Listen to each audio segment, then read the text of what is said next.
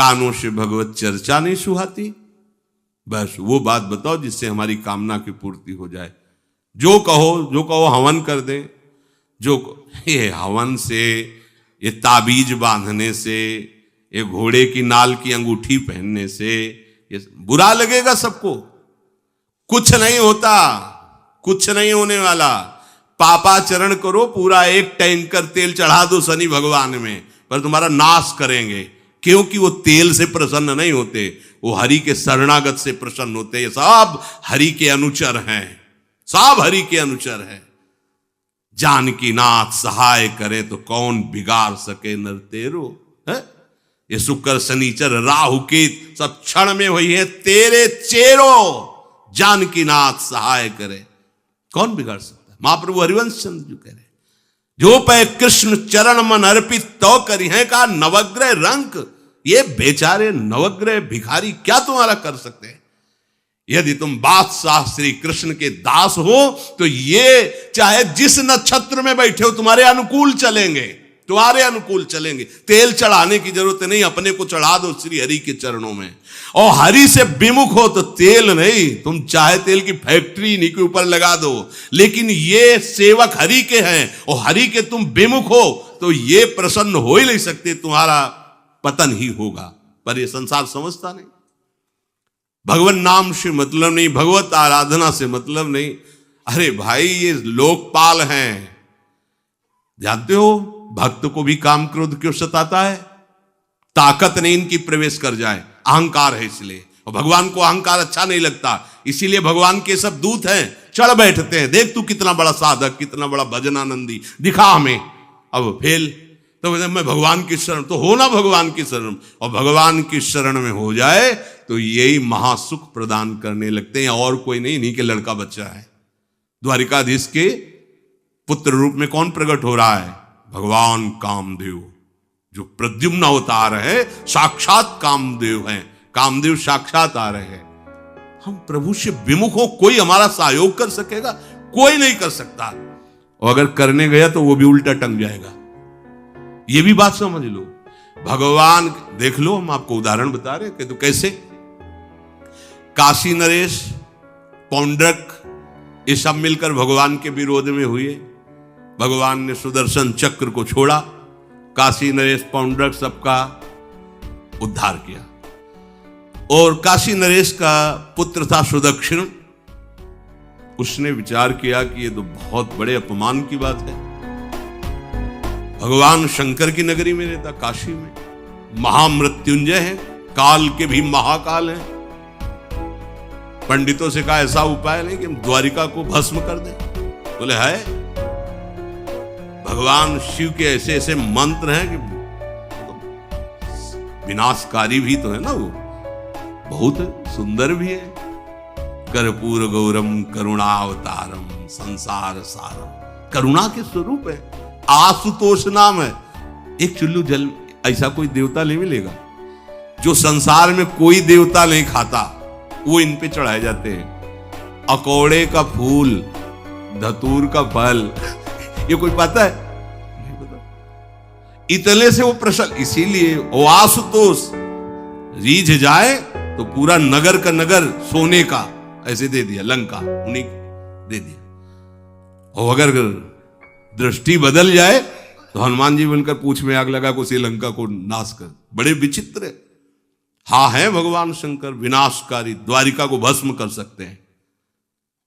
आराधना की सुदक्षिण ने, बड़े बड़े विद्वान बुलाए। काशी तो विद्वानों की नगरी, और ब्राह्मणों की विद्वता तभी सार्थक है जब प्रभु में उसका समापन हो। विद्या कौन? जो भगवान से मिला दे। अविद्या कौन? जो अहंकार माया में लगा दे। तो उन विद्वानों की ये समझ में नहीं आया कि किसके विरोध में मुझे अनुष्ठान में बैठालना है। बैठ गए, अनुष्ठान शुरू किया, तो मंत्रों में ताकत तो है ही। भयंकर कृत्या प्रकट हुई, विश्व का विनाश करने की सामर्थ्य रखने वाली। मंत्रों के द्वारा उसे प्रेरित किया, जाओ द्वारिकापुरी को ही भस्म कर दो। और ये पता नहीं था कि द्वारिकापुरी ब्रह्मा की बनाई हुई नहीं है, सारी की सारी शक्तियां ब्रह्मा की बनाई हुई चीज पर बिगाड़ सकती हैं, लेकिन चिदानंद धाम में इनका तो प्रवेश ही नहीं। अब दूर से द्वारिका में दिखाई दिया, भयंकर ज्वाला में कृत्य आ रही, लोग भागकर भगवान के पास गए, प्रभु कोई भयानक मंत्र से आविष्ट होकर कृत्य आ रही जो नष्ट करना चाहती द्वारिका। तुम्हें घबराने की जरूरत नहीं, ना बताने की जरूरत है। द्वारिका हर समय सुदर्शन से सुरक्षित है, और सुदर्शन कोई जड़ चक्र नहीं है, वो चैतन्य भगवत पार्षद है। जब जहां जैसा अवसर आता है वैसा वो रूप रख लेते हैं। एक को मारना है तो 100 अरे वाले, हजारों को मारना है तो 1000 अरे वाले, और अगर पूरा सिस्टम विनाश करना है तो अनंत अरे वाले सुदर्शन चक्र हो जाते हैं। और जब सेवा ये नहीं होती तो हाथ जोड़े भगवान के पास खड़े रहते हैं। ये कोई जड़ वस्तु नहीं कि तलवार है भगवान की तो तलवारें बनी खड़ी रहेगी, नहीं, पार्षद स्वरूप है। आवश्यकता हुई वही कौमुदी की गदा सुदर्शन, ये सब दिव्य है। पांचजन्य शंख सुदर्शन चक्र सेवा में थे। भगवान ने आदेश किया, देखो क्या है, सुदर्शन चक्र ने दौड़ाया कृत्या को, वहीं चल जहां से आई तू, वहीं ले गए जहां पंडित लोग सब सावधान, मंत्र से अपने को सुरक्षित किए। ये बड़े खतरनाक अनुष्ठान होते हैं, जो मारण अनुष्ठान होते हैं, बहुत खतरनाक होते हैं। मतलब अगर सही माने में वो भगवत आराधक नहीं है तो फिर नष्ट भी कर देंगे, ऐसा नहीं। तो एक प्रसंग आता है कि एक शालिग्राम भगवान को नचा करके पैसे लेते थे। बहुत से लोग इकट्ठा हो गए, तो चमत्कार को देखने वाले संसारिक जन होते हैं, तो ऐसे शालिग्राम रखते, ऐसे करते, शालिग्राम ऐसे ऊपर उठते, ऐसे ऐसे ऐसे ऐसे नचाते, और लोग अरे देखो भगवान इनके इशारे से नाच रहे हैं। ऐसा एक भक्त तो उसी नगर में एकांत में भजन करते थे, बड़े कई शिष्य उनके थे, भिक्षा मांगने हो गए, उन्होंने देखा, आके गुरुजी से, उनका ऐसा भक्त कभी कर ही नहीं सकता। भगवान का भक्त अपने भगवान को प्रदर्शन नहीं बनाता, ये तो कोई तांत्रिक है, भक्त नहीं है। भक्ति की अलग संज्ञा होती है। ये कोई तंत्र सिद्ध आदमी है जो भक्ति का नाटक करके लोगों को ठग रहा है। बोले महाराज फिर आपको चलना चाहिए, क्योंकि हजारों लोग उससे प्रभावित हो रहे। बोले हम गए तो उसका सब बंद हो जाएगा, ये दुकान मकान। बोले चलो ना महाराज, बड़ा ऐश्वर्य जमा हो रहा था, लोग भेंट जा। वो गए, बस अंदर से नाम जप करते हुए जो खड़े हुए, तो कुछ नहीं, कोई भी उसका मंत्र, वो आसपास दृष्टि डाला, कौन आया नया, तो उसी में देखे फटे पुराने कपड़े पहने, तेज से चमकते हुए भक्त। तो उनका तुम चले जाओ यहां से। तो उनका नहीं, हम चले जाने के लिए नहीं आए, हम आपको बताने आए, ये नाटक मत करो, अगर सही आराधना करो इनकी तो ये लोग क्या देंगे, ये तो परम पद दे देंगे, शालिग्राम भगवान है, आप भगवान का ऐसा प्रदर्शन करते हो। अब लोगों का विरोध शुरू हुआ, क्योंकि इतने बड़े संत जब बोल रहे तो सब लोग, अब उसको बहुत बुरा लगा कि हमारी तो सारी दुकान बंद हो गई। अब एकांत में जाकर उसने मूठ का प्रयोग किया। ये मारण होता है मंत्रों से, एक खप्पर में आग जैसी जलती है, उसमें अभिषिक्त करके भेजा जाता है, और जिसके पास भेज दिया गया वो उल्टी में खून, शौच में खून, 2-4 जितना समय रखा गया उसके अनुसार मर जाएगा वो। पर ये साधारण लोगों के, भजनानंदियों के ऊपर नहीं। भजन वाले मत डरे, साप ताप रोग शोक, किसी का श्राप भी आपको छू नहीं सकता।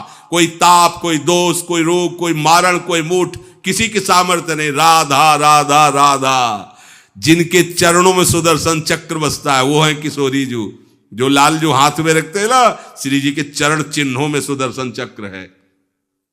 वो मूठ गई महात्मा की कुटिया के सामने, और बस जैसे मक्खियां भिनभिनाती ऐसी आवाज आई, बस वैसे नाच रही थी बाहर।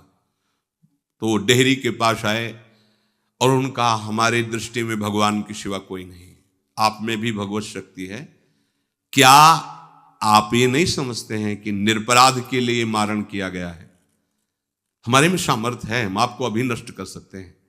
अरे भगवान के नाम में आप जाओ और उनको दंड दो। कोई मंत्र नहीं पड़े थे, मूठ वापस हुई और मुंह से खून, सौंच से, उन्हीं के त्राहिमाम मच गया। फिर उनको लगा कि मुझे जाना चाहिए उसकी रक्षा के लिए, गए, भगवान नाम स्पर्श करते हुए ऐसे माथे पे हाथ, सब शांत हो गया। बोले अब अवसर हम दे रहे हैं, अब नाम जप कर लो, नाटक बंद करो। उस चरणों में गिरा, उसी दिन शिष्य बन गया। तो सुदर्शन चक्र ने कृत्या को नष्ट नहीं किया, वहां द्वारिका में दौड़ाया। जब काशी पहुंची, काशी भगवान विश्वनाथ जी के त्रिशूल में बसी हुई है और शिव की दृष्टि से सुरक्षित है। जो वहां श्रद्धा पूर्वक वास करे उसका मोक्ष अनिवार्य है। तारक मंत्र देकर शिव करते हैं।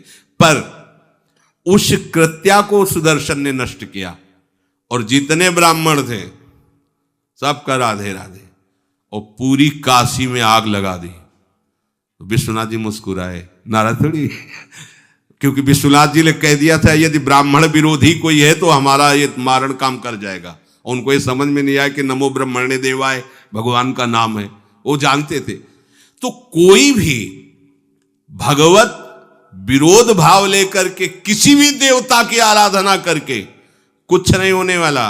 किसी भी देवता, एक तांत्रिक बहुत वो संतों को परेशान करता था, धर्म सम्राट स्वामी श्री करपात्री जी महाराज, ये बहुत पुरानी बात नहीं है। तो उन्होंने संतों ने आगे बताया कि बहुत अपमान कर देता है। उन्होंने कहा ठीक है, गए, हाँ भाई शुरू हो जाओ तुम, जितना तुम्हारे पास तंत्र है हम एक भी मंत्र नहीं बोलेंगे, दंड लिए हुए हम एक भी मंत्र नहीं बोले, हम केवल खड़े हैं, तुम प्रयोग करो। वो जो उसके तंत्र के प्रयोग, नारायण नारायण नारायण नारायण, कुछ नहीं बोले। अब हम प्रयोग करें तो उठा, साष्टांग दंडोत हुआ। बोले आप धर्म सम्राट करपात्री जी हैं क्या? क्योंकि इतनी सामर्थ्य केवल उन्हीं में है जो मुझे रोक सके दूसरे। बोले बंद कर दो, दोबारा शिकायत नहीं आनी चाहिए हमारे पास।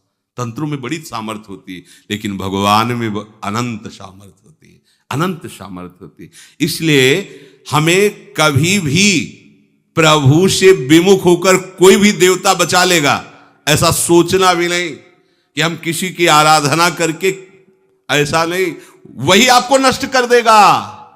भरत जी को, जड़ भरत जी को पकड़ ले गए जो चोर लोग थे, दस्यु लोग। उन्होंने देवी जी को कहा, बड़ा भ्रम है यार, वो जगत माता है, अम्मा है सारे जगत की, और बकरे की बलि दे लेते। उनका बच्चा बकरा नहीं हुआ क्या? जब जगन माता है, जगदम्बा है, जगद अम्बा है वो, तो क्या ये छोटे छोटे जीवों को जो बलि देते हैं, क्या उनको ये पता नहीं कि ये उनकी अम्मा है? उनके सामने काट रहे हो, मां तो मुझसे प्रसन्न होगी। काट लो, अभी अवसर आएगा तब तुम्हें पता चलेगा। अब वो जो पकड़ के लाया गया था मनुष्य बलि के लिए, तो वो दस्युराज, एक बाजार सी लगी थी, उत्सव मनाया गया। उसे कहा गया था जो मनावे सो खाओ। तो जहां जाता अच्छे अच्छे पदार्थ खाता। तो दुकान वाले ने खा ले, थोड़ी देर बाद गड़ासा चले करते। बोले क्यों? तो बोले तुम्हें पता नहीं क्या? बोले नहीं। बोले बलि के लिए लाए गए हो। अब तो जलेबी मुंह की मुंह में रह गई कि इसके बाद गड़ासा चले। आसपास देखा तो रक्षक इधर उधर थे, भाग लिया। अब रक्षकों ने देखा कि वो तो है ही नहीं। अब उनको बड़ा भय लगा। अब वहां कोई फोटो थोड़ी खींची गई थी कि बलि किसकी चढ़ानी है। अब वो भागे। महाराज बैठे थे पद्मासन में, जड़ भरत जी ब्रह्माकार वृत्ति, इन्हीं को पकड़ ले गए। बढ़िया तगड़ा तंदुरुस्त है। और दस्युराज ने कहा बलि का जो वो लाया गया, हाँ महाराज, अष्ट देख के प्रसन्न हो गया। तेजो में हष्ट पुष्ट ब्रह्माकार वृत्ति इनकी। बोले स्नान करवाओ। सालों से स्नान नहीं हुआ तो को उपटन लगा के स्नान कराया। खीर पुआ रबड़ी रसगुल्ला सामने भोग लगाओ, दबा के खूब खीर पूड़ी रबड़ी पाई। अब वो तो भगवान के प्रेमी भक्त है, ब्रह्माकार स्वरूप है, अपने स्वरूप में स्थित है। इसके बाद तिलक लगाया। बोले गर्दन झुका। भरत जी अंदर से कह रहे खीर खाया ना, अब गर्दन भी झुका, गर्दन भी कटेगी। भक्त की गर्दन यदि श्रद्धा से झुके तो ठीक, अगर जबरदस्ती से झुका दिया तो तुम झुकाने लायक नहीं रह जाओगे, भी ध्यान रखना। क्योंकि ये गर्दन अब गर्दन नहीं, ये किसी और की शान बन चुकी है। भक्त की गर्दन किसी की शान है और वो उनकी शान है जो सबकी जान है। देवी जी की मूर्ति में आग लग गई, दाह शक्ति पैदा हो गई। जे ही जड़ भरत जी का शरीर ऐसे किया, फाड़ करके मूर्ति भद्रकाली प्रकट हो गई। और जो गड़ासा काटने उसी को उठाया, काट काट के उन्हें दस्युराज से लेकर समस्त सब को काट करके खून की होली खेल दी। भरत जी ने देखा जब कोई काटने वाला नहीं है तो बोले ठीक है अब चलो पचाने के लिए टहलते हैं, थोड़ा खीर पुआ खाया, चल दिए, कोई रोक। देवी जी से एक बार भी लिखा कि मां बड़ी कृपा है। जो भगवान का भक्त है वो दूसरे की कृपा भी नहीं मना सकता। नहीं, एक बार भी मुड़कर ऐसा प्रसंग नहीं आया कि देवी जी के देख बड़ी रक्षा कर, कुछ नहीं। प्राण जाने पर कोई भय नहीं, रक्षा होने पर किसी की स्तुति नहीं, अपने मंगल विधान। हरि आश्रय, सत्संग हरि आश्रय देता है, बहुत बड़ा बल हरि है, मान लो। एक दिन आपसे कह रहे थे कि जब आपने देखा नहीं उनको, उनसे बात नहीं हुई और आप उनके जनों से बात सुनकर उनकी तरफ चल पड़े, इस बात से हरि आपके ऋणी हो जाते हैं। भगवान इसी बात से ऋणी हो जाते हैं। बस ये बात आप हृदय में बैठा लीजिए। जैसे लोग प्रश्न करते हैं ना कि हमने भगवान को देखा नहीं, भगवान को हम कैसे, किसी की बात तो मान लो ना। आप मान लो, वो तो आपके अंदर भी बैठे हुए हैं, वो आपको इतना प्यार देने लगेंगे। जहां कोई सहायक नहीं होगा वहां हरि आपको दिखाई देंगे, देख लेना। बिगड़ी ऐसे क्षण में बन जाती है, ऐसा लगता है गला कटा तो वो तलवार गले तक आएगी, हार बनकर सुगंधित फूल बन जाएगी, पर गले तक आने आने तक तुम्हारी निष्ठा देखी जाएगी। नहीं नहीं, बस मेरे हरि का यही विधान, वो आते आते हार बन जाएगी। वो तलवार तुम्हारा गला नहीं काट पाएगी, क्योंकि गले में हरि नाम चल रहा है। मान लो हमारी महालक्ष्मी चरण चापती रहती, क्या चाहिए तुम्हें, क्या चाहिए। आप सच्ची मानिए, क्या मतलब कितनी मलिनता छा गई है। हम इसको मार देंगे तो 2 लाख रुपए मिल जाएंगे, ये कर देंगे तो। अरे भैया, अगर तू हरि नाम जपेगा तो इसकी कीमत नहीं है, कीमत नहीं, अमूल्य वस्तु है। इसके ब्याज में तू कुबेर बन सकता है, मूल्य तो कभी खत्म होता ही नहीं है। ब्याज में तू ब्रह्मा बन सकता है, बनना तो चाहे। भक्तजन तो कहते हैं नहीं चाहिए मुझे ब्रह्मा का पद, परमेष्ठी पद, नहीं चाहिए सम्राट पद, नहीं चाहिए योग की सिद्धियां, मुझे प्रभु आपकी दास्ता चाहिए। ये बात, कितना महासुख होगा उस भक्त को जो इन बातों को कह रहा है नहीं चाहिए मुझे, मोक्ष सुख नहीं चाहिए। वो ऐसे थोड़ी कह रहा है, श्रद्धा से नहीं कह रहा, अनुभूति से कह रहा है, मुझे नहीं चाहिए ये सब। इनमें वो सुख नहीं है जो आपके चरणों के समीप रहने में सुख है। नहीं सत्संग भजन नहीं हरि को, श्रवण न राम कथा अनुरागी। सुत बीत दार भवन ममता निसि सोवत अति न कबहु मति जागी। अरे तेरी बुद्धि सो रही है, जगा दे। पुत्र में, रुपया में, स्त्री में, मकान में, इसमें सबकी ममता होती है, सबकी, जितने सृष्टि में पैदा हुए हैं। केवल सत्संगी की नहीं होती। जो असली सत्संगी है उसकी ममता प्रभु के चरणों में होती है, क्योंकि वो जानता है सब रूपों में प्रभु ही है, ये सब पसारा प्रभु का ही है, इसलिए ममता उसकी प्रभु के चरण। एक अहमता ममता ये जग में है दुख जाई, ये जब श्री जी की ओर लगे तो होत परम। जाग जा, बिना जागे दुख दूर नहीं हो सकता। जैसे स्वप्न में हम देख रहे हैं कि समुद्र में डूब रहे हैं, अब जागृत में आसपास सैकड़ों नाव लगा दें तो बच जाएगा क्या वो? क्योंकि वो तो सो रहा है और वो स्वप्न में देख रहा है। अब हम नाना प्रकार के तैराकों को बाहर तैनात रखें तो उसको कोई सुख मिलेगा क्या? क्योंकि स्वप्न में उसको अगर सुखी करना है तो एक ही उपाय, जगा दे। जगा दो तो ना समुद्र रह गया ना डूबना रह गया। ऐसे ही संसार में मोह से ऐसे ग्रसित जीव हैं, भाई इतना ही सुखचार है, और उसी स्वप्न में वो दुख से निवृत्त होना चाहते हैं। अब हम बाहर से उनकी कामनाओं की पूर्ति करने वाली बात करें तो क्या वो सुखी हो जाएंगे क्या?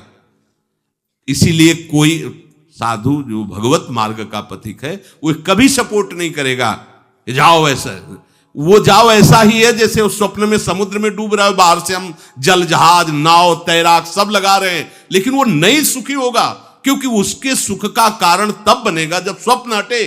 स्वप्न तब हटेगा जब वो जागे। जो सपने सिर काटे कोई, बिन जागे दुख दूर न होई, तो उसको जगा दो। साधुजन क्या करते हैं? जगा देते हैं उसको। जागो, कहां मोह निशा सब सो अनिहारा, देखे स्वपन अनेक प्रकारा, यही जग जामिन जागे जोगी। योग भगवान से जो तुमने वियोग कर रखा है, तुम जगो, जे ही जगोगे तो जे ही जाने जग जाए हेराई, जागे जथा स्वपन भ्रम जाई। कोई नहीं है यहां। एक कल श्लोक, मत्तः परतरम नान्यत किंचित अस्ति धनंजय, मेरे सिवा कोई नहीं। ये कब पता चलेगा? जागने पर। तो हमें ये बहुत कुछ दिखाई दे रहा है, स्वप्न है। उमा कहूं मैं अनुभव अपना, सत हरि भजन जगत सब सपना। तो बोले तुलसीदास हरि नाम सुधा तजी, सठ हठ पियत विषय विष मांगी। अगर कहीं संतों के पास भी गए तो क्या मांग रहे हैं? हठ करके विषय विष मांग रहे हैं। वो आत्मदेव नाम के एक ब्राह्मण थे, सब कुछ समृद्धि थी, संतान थी नहीं, बड़े दुखी गृहस्थी में। हमारा कुल चलाने वाला होना चाहिए। बड़ा भ्रम बैठा हुआ है, हमारा कुल चलाने वाला नहीं तो सब बेकार, जीवन ही बेकार हो गया। बिना गुरु के यदि शास्त्र पढ़ोगे ना तो भ्रमित हो जाओगे। स्पष्ट लिखा, पुत नाम के नरक की उसको प्राप्ति होती जिसके संतान नहीं होती। अब तो गृहस्थ में बेचारा पड़े परेशान। उन्होंने सोचा इससे अच्छा है आत्महत्या कर लें। बहुत संतों के पास जाकर के यज्ञ करके सब अपनी कामनाओं की पूर्ति चाहते, दान पुण्य दे करके। उसने भी जितना उपाय हुआ किया, नहीं हुई संतान। मरने के लिए जंगल में उधर से एक सन्यासी जी आ रहे थे, देखा साधु तो ब्राह्मण तो थे, उठे प्रणाम किया, देखा उनको उदास क्यों हो? उनका महाराज उदास ही नहीं, मैं तो आत्महत्या करने आया हूं यहां जंगल में। अरे ये तो महापाप है, आत्महत्या तो बड़ी दुर्गति का कारण है। बोले महाराज अगर आप बचाना चाहते हो तो आप कृपा करो। क्या क्या चाहते हो? बोले हमारे पास सब कुछ है, बेटा नहीं दोगे तो हमारा जीवन बेकार। तो उन्होंने अंतर्दृष्टि से देखा और कहा 7 जन्म तक तेरे पुत्र नहीं भाग्य में तेरे लिखा है। तो उसने कहा फिर तो अभी मरते, आत्महत्या करते, हम 7 जन्म की बात, हम 7 दिन नहीं जिएंगे, हमें पुत्र चाहिए। संत का दयालु। देखो जिनके पास तपस्या और भजन का धन होता है, जब भगवान अधीन है तो कुछ भी कर सकते हो, कुछ भी कर सकते हैं। प्रारब्ध मिटाना कोई बड़ी बात नहीं। प्रारब्ध जानते, कोई देवता थोड़ी है, तुम्हारा पीछे का किया हुआ कर्म है। और इधर जोर का भजन है, भजन के प्रभाव से कर्म को नष्ट करने में देर थोड़ी लगती है। ये तो अच्छे शुभ कर्म करो तो तुम्हारा प्रारब्ध बदल जाएगा। भजन का प्रयोग प्रारब्ध बदलने के लिए थोड़ी है। पर वो ऐसा हट किए तो उनका देखो, हट करने से लाभ नहीं मिलता है। उनका हमें उपदेश नहीं, हमें पुत्र चाहिए। अगर आप भगवत प्रेरित होकर यहां आए हो तो आप हमें। तो उन्होंने तपस्या के बल से फल की रचना की और कहा जाओ अपनी पत्नी को ये फल पवा दो और इससे निश्चित पुत्र होगा। बहुत प्रसन्न, अब कामना पूर्ण थी तो देख लो, प्रभाव देखो कामना का। प्रसन्न हुए आए। धुंधुली नाम था उनकी पत्नी, नाम भी बहुत बढ़िया था, धुंधुली। वो कहा कि देखो ये फल खा लो, तुम्हारी संतान हो जाएगी। बहुत मीठी बात बोलती थी, मृदुभाषी, कपट हृदय। अलग अलग क्षेत्र होता है, हृदय कपट और मुख में मीठी बात। बहुत संभल के व्यवहार करना चाहिए ऐसे लोगों से। मधुरिया बानी, मीठी, क्या मृदु भाषा। नहीं प्रीतम, आप चिंता मत करो, फल ऐसे थोड़ी खाया जाता है, नहा धो के पवित्र होके फिर। हाँ उनका ये बात, तो आप अपने काम में लगो, हम पा लेंगे ऐसा। अब आपको विश्वास है ना? बोले विश्वास तो है, इसमें क्या विश्वास, आप भी तो चाहती ना पुत्र हो। बोले हाँ। वो जो ही गए सो अपनी बहन को बुलाया और कहा सुनो, अभी तो हम 4-5 रोटी कढ़ी चावल सब पा लेते हैं, पूड़ी खीर पुआ। जब गर्भ रहेगा तो पेट तो उसी से भरा रहेगा, तो हमारा भोजन रुक जाएगा। बोले हाँ ये तो बात है। जब पेट बढ़ेगा, अगर घर में आग लग गई तो फिर हम भाग नहीं पाएंगे, तो हम जल जाएंगे। ये निगेटिव सोच वाले लेते। और पंडित जी तो इसी बात में लगे हैं कि गर्भ रह जाए तो क्या करें, तुम्हारा हम खाएंगे तो है नहीं पक्की बात, पर करें तो क्या करें। पंडित जी को कैसे समझो, उनका देखो एक बात है, हमारे गर्भ है, हमारे कई लड़के हो चुके हो, गरीबी है ही है हमारे यहाँ, तुम कुछ पैसा दे देना और ये नाटक करना कि मैं गर्भवती हूं, बच्चा समय होने पर हम पहुंचा देंगे, हम घोषित कर देंगे हमारा बच्चा मर गया। तो पंडित जी को तुम नाटक में बताते रहना कि गर्भ है, बच्चा हो जाए, पंडित जी कह देना बच्चा हो गया है, तो बोले दूध पिलाने की समस्या आएगी, तो बोले ये तुम कह देना कि पहला पहला बच्चा है, हमारे वक्षा स्थल में दूध नहीं, हमारी बहन का था तो मर गया बच्चा, तो उनको बुला लेती तो बात बन जाएगी, बढ़िया बात हो गई। परीक्षा के लिए फल गाय को खवा दो, गाय को खवाया, ठीक समय पर गोकर्ण जी प्रकट हुए, दिव्य तेजोमय बालक, कान केवल वो गाय के, बड़े ही विद्वान और भगवत भक्त संत के द्वारा कहा था 7 जन्म तुम्हारे भाग्य में, बच्चा नहीं तो नहीं है, देखा गाय के हो गोकर्ण जी प्रकट हुए।